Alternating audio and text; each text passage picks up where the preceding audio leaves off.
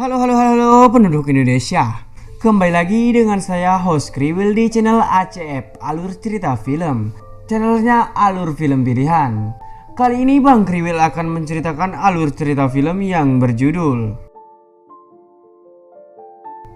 film yang menceritakan tentang pria tua yang ternyata adalah agen rahasia yang sangat profesional, handal, dan sangat mematikan. Oke, tanpa banyak cicit-cicit, langsung saja ke inti filmnya. Film menampilkan di tengah gurun, mobil milik agen rahasia dengan nama Sandi Anak Leto, bukan Anaconda. Yang ternyata mobilnya mogok, yang berarti mata-mata itu harus berjalan sepanjang sisa perjalanannya ke penjara tersembunyi. Tempat semua penjahat yang dia tangkap dan dia simpan selama hidupnya. Tujuannya adalah musuh bebuyutannya bernama Vasquez yang telah berada di sana selama 30 tahun dan sekarang dia akan dipindahkan ke penjara lain. Sehingga dia dapat menghabiskan 20 tahun sisa waktu tahanannya. Misi Anak Leto adalah mengawasi pemindahan dan mencegah masalah apapun. Tetapi selama perjalanan, Vasquez menyebut putra Anak Leto dan menyiratkan bahwa dia akan mengejarnya untuk membalas dendam. Ahora podrás pasar más tiempo con tu hijo. Es increíble de lo que se entera uno en una celda de aislamiento. Menyebabkan Anak Leto kehilangan kesabaran. No vuelvas a hablar. Sebelum mata-mata itu bisa melakukan hal bodoh, sepasang pria misterius menembak mobil mereka dengan basoka dan membuat mobil mereka terjatuh.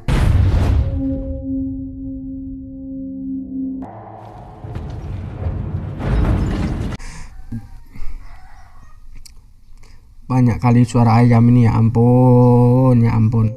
Tubuh Anak Leto cukup terguncang dan dia hampir tidak bisa bergerak ketika mobil mereka terjatuh. Jadi dia tidak bisa berbuat apa-apa ketika pria misterius yang bernama Sidik Puter dan Molekulel. Dan ternyata dua pria itu membantu bosnya, yaitu Vasquez, melarikan diri. Vasquez menjatuhkan Anak Leto sebelum pergi, dan dia berbicara dan berjanji akan balas dendam. Anak Leto nunca falla. Bueno, ahora mismo no. Voy a acabar contigo y con tu hijo. No. Scene pun berganti di sebuah kota. Putra Anak Leto yang ternyata bernama Adolfo bekerja sebagai penjaga malam bersama sahabatnya Martin di sebuah toko elektronik. Keduanya berusia 30-an tetapi belum mencapai apapun dalam hidupnya. Menjalani rutinitas membosankan yang sama setiap harinya hanya untuk bertahan hidup. Setiap pagi, Adolfo dijemput oleh pacarnya bernama Katia, bukan Ketiak.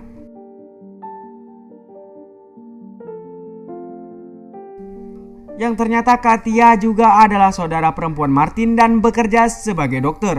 Dia tidak pernah bermain musik atau bahkan berbagi harinya dengan pacarnya karena Adolfo ingin segera tidur setelah dia masuk ke dalam mobil.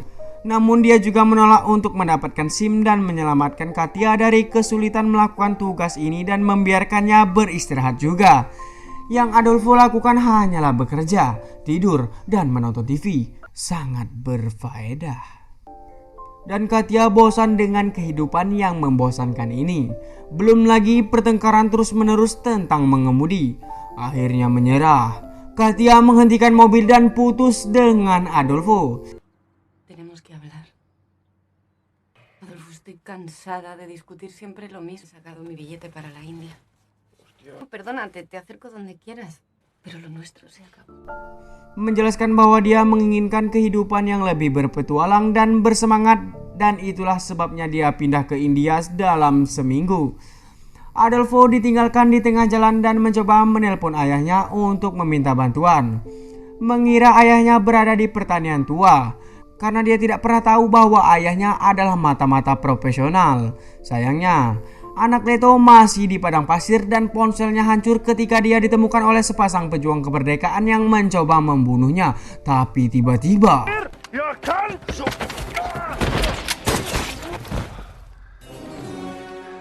Anak Leto nunca falla.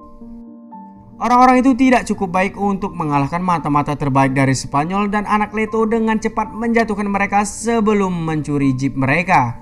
Kemudian, dia menelpon kantor pusat agensinya untuk berbicara dengan bosnya dan meminta bantuan. Tetapi ada lebih banyak lagi berita buruk baginya. Agensi tidak memiliki cukup anggaran untuk sementara waktu sehingga mereka tidak dapat mengirim helikopter dan menutup perbatasan. Anak Leto harus kembali sendiri. Tetapi bos berjanji untuk setidaknya mengirim 2 agen untuk mengawasi Adolfo. Berbicara tentang Adolfo, pada malam hari, Martin mengajaknya ke bar untuk menghiburnya tetapi tidak berhasil. Saat mereka menemukan Katya juga berada di bar itu, Martin memutuskan untuk berbicara kepada Katya tentang perpisahan untuk membela temannya. Dan mereka mulai pertengkaran yang berakhir dengan pertengkaran saudara kandung seperti yang biasa mereka lakukan saat masih kecil. ¿Y Adolfo qué? ¿Candy hubiera dejado a su novio tirado en la ¿Qué carretera? más te da cómo rompemos o dejamos de romper? Pues Seorang penjaga segera menyadari dan datang untuk memisahkan mereka. Tetapi Katya memukulnya di tempat yang paling sakit dan melarikan diri bersama Adolfo. Kejadian itu adalah jenis kegembiraan yang Katya cari. Sangat-sangat wanita yang sangat barbar ya Katya. Dengan kemenangannya telah membuatnya dalam suasana hati yang baik sehingga dia menyeret Adolfo ke apartemennya dan mereka pun bercocok tanam. Kedua agen yang dikirim oleh bos mengikuti pasangan itu dan parkir di luar untuk mengawasi sesuatu. Tetapi mereka kehilangan fakta. Ternyata mereka juga diikuti dan mereka pun terbunuh.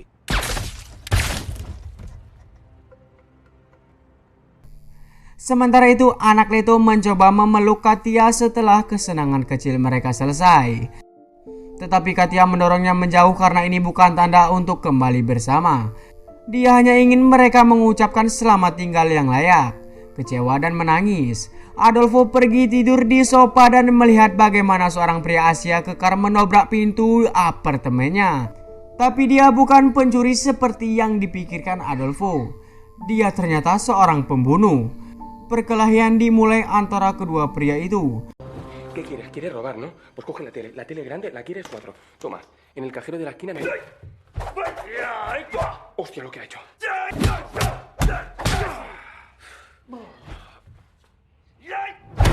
Dan ketika Adolfo ketakutan, dia secara tidak sadar membela diri dengan keterampilannya yang cukup, memungkinkan dia untuk menghindari kematian bahkan jika dia masih memukul beberapa kali. Keduanya menggunakan objek apapun yang mereka temukan di sekitar dan akhirnya membawa pertarungan ke kamar mandi, di mana Adolfo meraih si pembunuh dan menghancurkannya melalui jendela.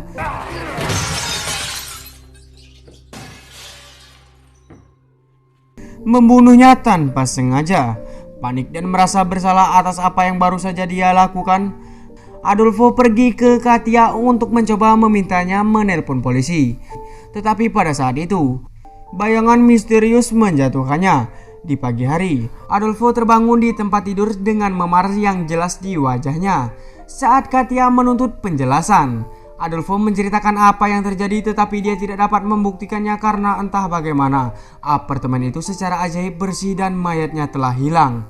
Katya tidak percaya padanya dan berpikir dia membuat memar sendiri untuk membuat Katya kasihan.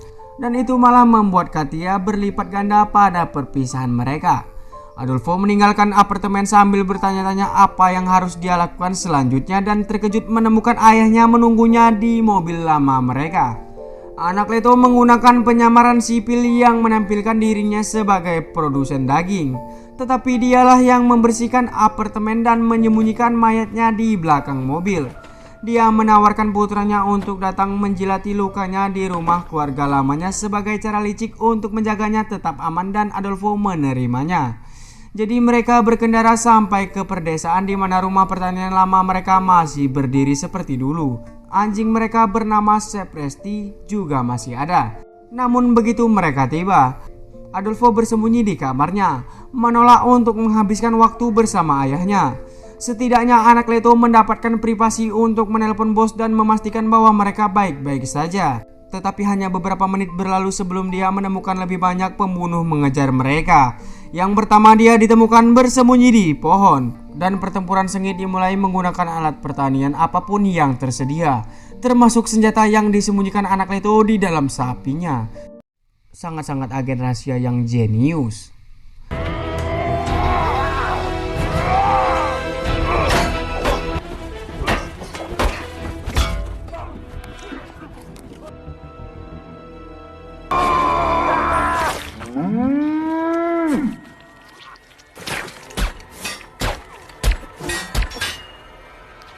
Akhirnya mereka tidak dapat menghentikan pertarungan untuk bergerak di dalam rumah, di mana anak Leto mencoba yang terbaik untuk menjaga rahasia dari Adolfo dengan menyembunyikan pembunuh di dapur. Tetapi Adolfo terus kembali untuk mencari makanan ringan yang tidak mengandung kacang, karena ternyata Adolfo alergi dan akhirnya menemukan ayahnya memasukkan pembunuh ke penggiling daging. No tengo mucho tiempo para esto. Pues no pensaba decírtelo, pero supongo que ya no importa. Melihat dia tidak punya pilihan lain, anak Leto akhirnya mengaku bahwa dia adalah agen rahasia dan Adolfo tidak menerimanya dengan baik. Soy agente sex, la verdad. La Masía es una tapadera, llevo años trabajando para el GP. ¿El GP? Dia mengerti mengapa dia menghabiskan banyak waktu sendiri sebagai seorang anak di sebuah peternakan yang membosankan sekarang. Tetapi kebanyakan dia terkejut dengan kenyataan bahwa ayahnya membunuh orang tanpa penyesalan. Argumen mereka tiba-tiba terganggu oleh kedatangan lebih banyak kaki tangan dari Vasquez yang melepaskan tembakan demi tembakan di luar rumah.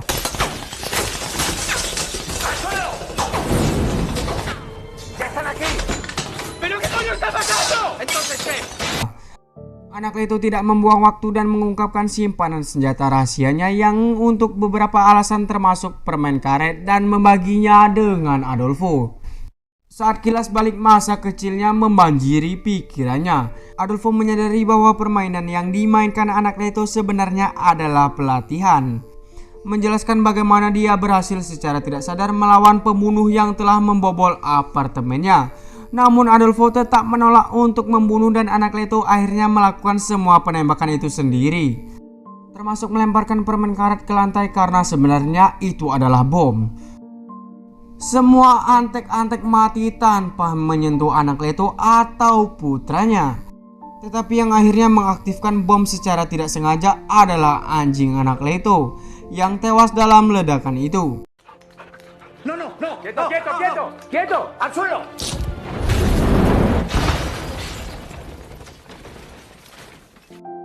Adolfo ingin pergi ke polisi, tetapi anak Leto tidak mengizinkannya dan harus mengikat putranya sendiri untuk memasukkannya ke dalam mobil.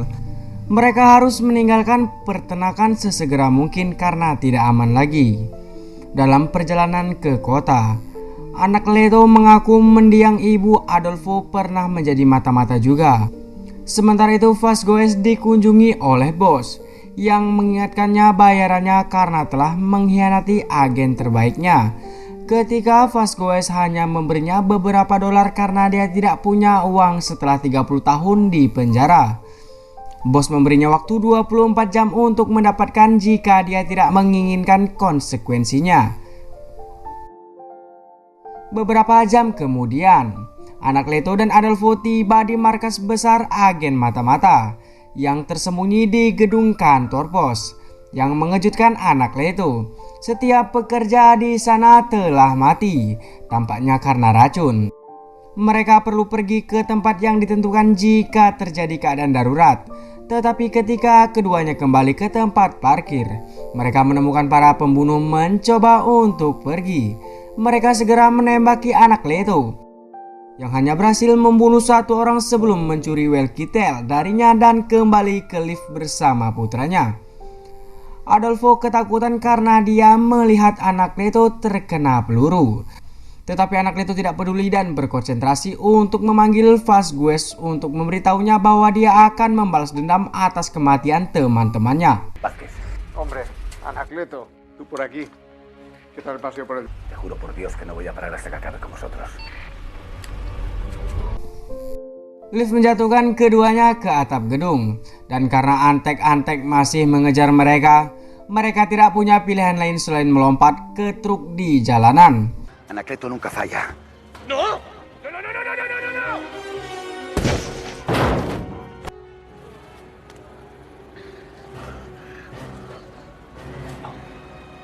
Adolfo mengejutkan dirinya sendiri dengan pendaratan yang layak. Tetapi anak Leto berdarah dan semakin tua sehingga dia semakin terluka. Dia menolak untuk pergi ke rumah sakit karena terlalu berbahaya, yang berarti Adolfo harus menyeretnya ke rumah Katia untuk meminta bantuan karena yang kita tahu Katia adalah seorang dokter. Katia tidak yakin apakah mempercayai cerita agen rahasia, tetapi Adolfo tidak mau pergi dan orang tuanya semakin penasaran, menyebabkan dia membawa Adolfo dan anak Leto ke kamarnya sambil berpura-pura hanya bersenang-senang dengan Adolfo. Ini membuat keadaan menjadi canggung ketika Katia membutuhkan seseorang untuk membantu Adolfo menahan anak Leto sementara dia merawat lukanya dan menyeret Martin ke kamarnya juga. Membuat orang tuanya berpikir bahwa anak-anak mereka mungkin terlalu bebas. Beberapa waktu kemudian, setelah Adolfo dan Martin tertidur, Katia memarahi anak Leto karena telah menyembunyikan hidupnya dari putranya sendiri, menyalahkannya karena membuat Adolfo menjadi orang yang membosankan dengan membiarkannya tetap berada di pertanian.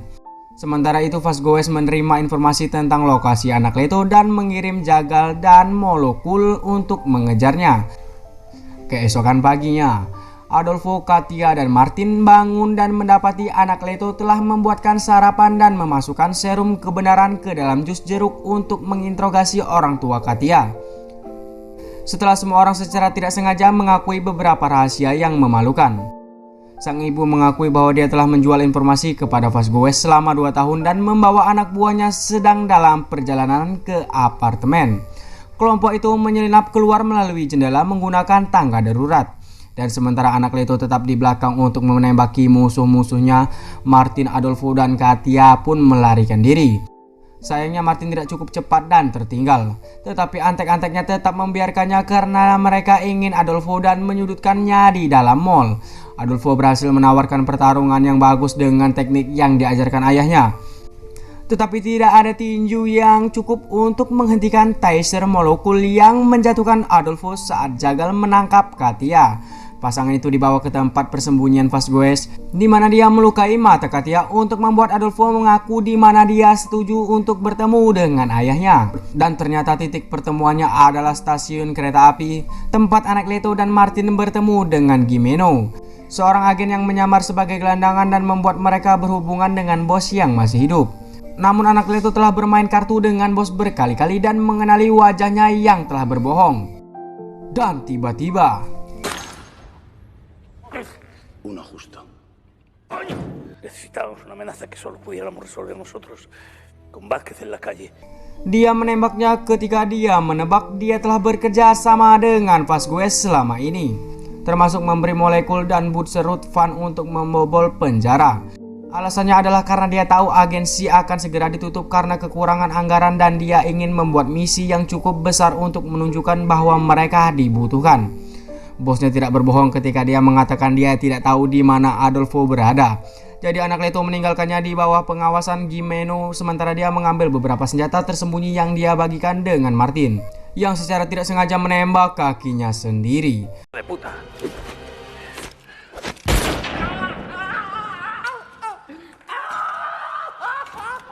Dan tiba-tiba warga sipil mulai berlarian keluar dari stasiun dengan ketakutan ketika mereka melihat kedatangan Katia dan Adolfo yang diikat oleh bom. Seorang anak mendekati anak Leto untuk memberinya telepon yang dikirim oleh Vasquez, yang menjelaskan satu-satunya cara untuk menonaktifkan bom adalah dengan menghentikan jantung Adolfo. Menyentuh apapun hanya akan membuatnya meledak lebih cepat.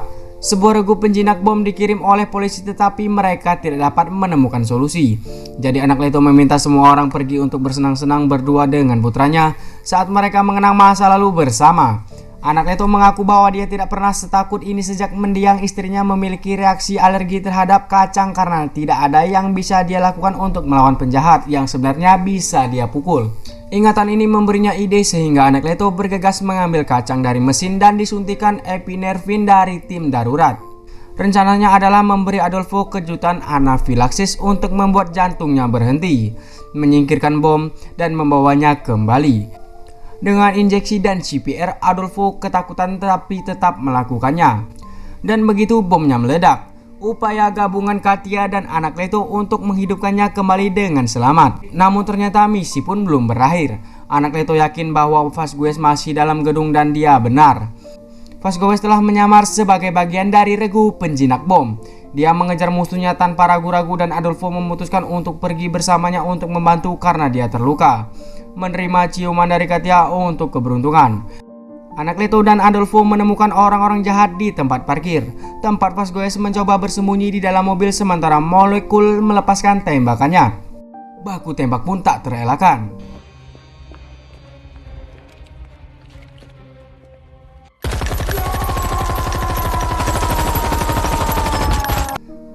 Tapi kali ini Adolfo tidak ragu dan membunuhnya tanpa penyesalan.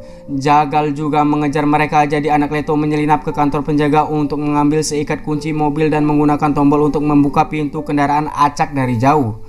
Secara efektif mengelabui Jagal agar menembak jauh dari mereka. Sayangnya Jagal tetap melihatnya ketika dia berbalik dan berhasil mendaratkan peluru di anak Leto, menyebabkan Adolfo menyeret ayahnya ke dalam mobil dan memintanya mengajari mengemudi di tempat. Adolfo adalah pengemudi yang buruk yang tidak tahu apa yang dia lakukan. Tetapi setidaknya kecanggungan ini berakhir dengan dia secara tidak sengaja menabrakkan Jagal ke dinding.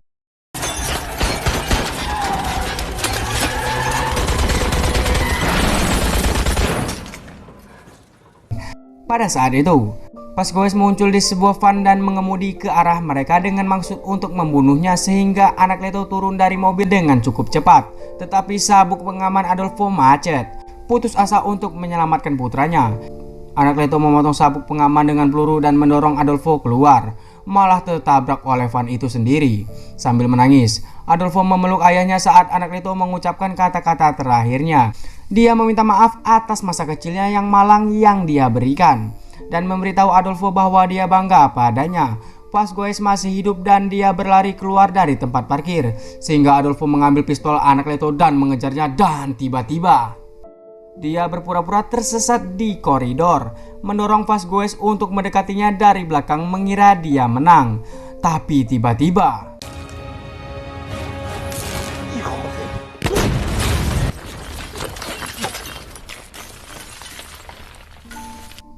ya, itu adalah trik untuk membuatnya menginjak permen karet yang akan meledak. Ledakan itu membunuh Vasquez, tetapi Adolfo menjauh tepat pada waktunya. Berapa waktu kemudian, Adolfo mengubur anak Leto di pertanian dengan bantuan teman-temannya dan mengucapkan selamat tinggal kepadanya dengan kata-kata yang menyentuh hati. Setelah itu, Adolfo memberitahu Katia bahwa petualangan ini telah membuatnya mengerti bahwa dia benar dan bahwa dia juga menginginkan kegembiraan dalam hidupnya. Tetapi Katia mengakui bahwa itu adalah kebalikannya. Katia memiliki cukup banyak ketakutan untuk bertahan seumur hidupnya dan sekarang menginginkan kehidupan yang tenang di rumah. Itu tandanya Katia masih tidak ingin bersama Adolfo, menemukan dirinya dengan pintu terbuka untuk memulai hidup baru. Adolfo memulai kembali agen mata-mata dengan Martin sebagai bos baru di kantor. Mengambil nama sandi ayahnya, Adolfo menjadi anak Leto baru dan memerangi kejahatan. Dimulai dengan pergi ke padang pasir untuk menemukan pejuang kemerdekaan yang menyerang ayahnya saat itu. Dan film pun tamat. Pesan moral untuk film ini adalah jangan melihat sesuatu dari luarnya, karena bisa saja orang itu sangat mematikan.